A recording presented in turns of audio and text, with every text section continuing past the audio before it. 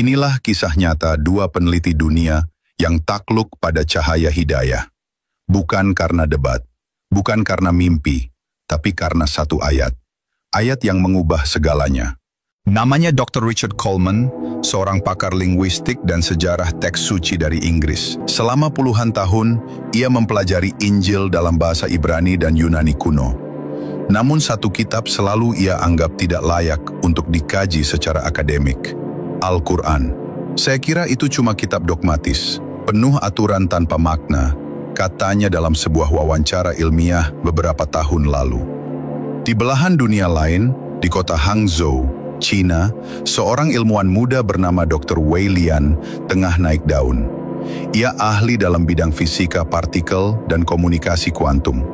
Sejak kecil, ia terbiasa bertanya, mana buktinya dan apa logikanya? Dalam pikirannya, agama hanyalah hasil ciptaan manusia untuk menenangkan ketakutan pada kematian. Tapi dunia akademik penuh kejutan. Sebuah lembaga riset internasional di Swiss membuka proyek lintas negara, Cross-Textual Scientific Analysis of Ancient Scriptures. Salah satu fokusnya, Al-Quran. Proyek ini ingin membandingkan antara teks agama dan penemuan ilmiah modern menggunakan pendekatan netral dan multidisipliner.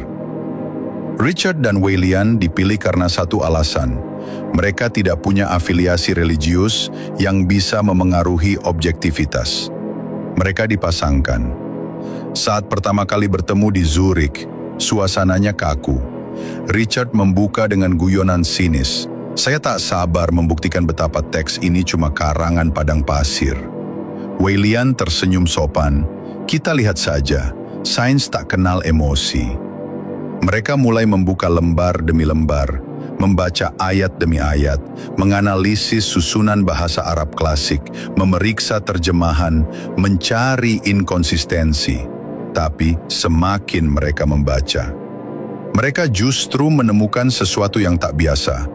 Bukan hanya isi yang membuat mereka tercengang, tapi struktur bahasanya, urutan ayatnya, dan keseimbangan kata-katanya.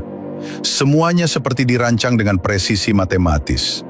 Mereka mulai bertanya-tanya, bagaimana mungkin seorang manusia dari abad ke-7 bisa menulis teks sekompleks ini tanpa bantuan komputer atau alat bantu statistik? Tanpa sadar, dua orang dari dua benua ini, yang awalnya penuh prasangka, mulai menaruh rasa ingin tahu. Proyek ini tak lagi terasa dingin dan teknis. Ada sesuatu yang sedang menyentuh sisi terdalam mereka, dan mereka belum tahu ayat yang akan mengubah hidup mereka, belum mereka temukan. Tapi waktunya akan tiba. Suatu sore, mereka membaca. Dan kami ciptakan dari air segala sesuatu yang hidup. Al-Quran Surat Al-Anbiya ayat 30. Wei Lian terdiam lama. Ini dari abad ke-7, tanyanya pelan. Ya, jawab Richard. Ayat ini sudah ada sejak 14 abad lalu. Tapi ini inti dari biologi modern. Semua makhluk hidup, dari sel tunggal hingga manusia, komposisinya 70% air. Proyek ini mulai menyimpang dari rencana awal. Mereka tidak lagi hanya menganalisis, tapi mulai merasa heran. Ada semacam kesengajaan cerdas dalam struktur ayat-ayat itu.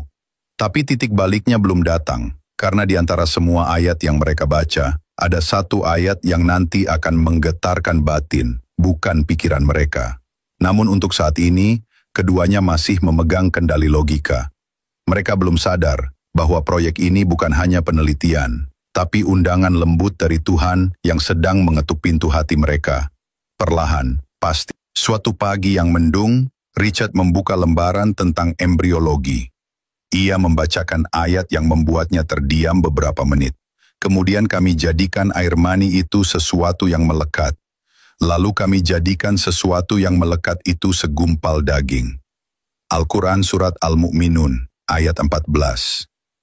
Ia menarik napas, lalu berkata, ini sangat mirip dengan tahapan perkembangan embrio yang baru diketahui lewat mikroskop modern abad ke-20. Padahal, ini dari abad ke-7. Wei Lian mengangguk. Deskripsi biologi seperti ini seharusnya mustahil diketahui manusia biasa di zaman itu, apalagi tanpa laboratorium.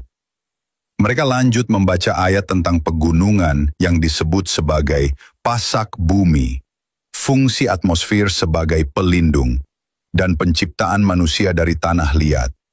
Beberapa bagian bisa dinalar secara ilmiah, sebagian lain terasa ganjil, tapi indah. Namun hari itu, ketika mereka sedang menelaah ayat-ayat di surah Al-Mu'minun, mata Richard tiba-tiba membeku menatap layar.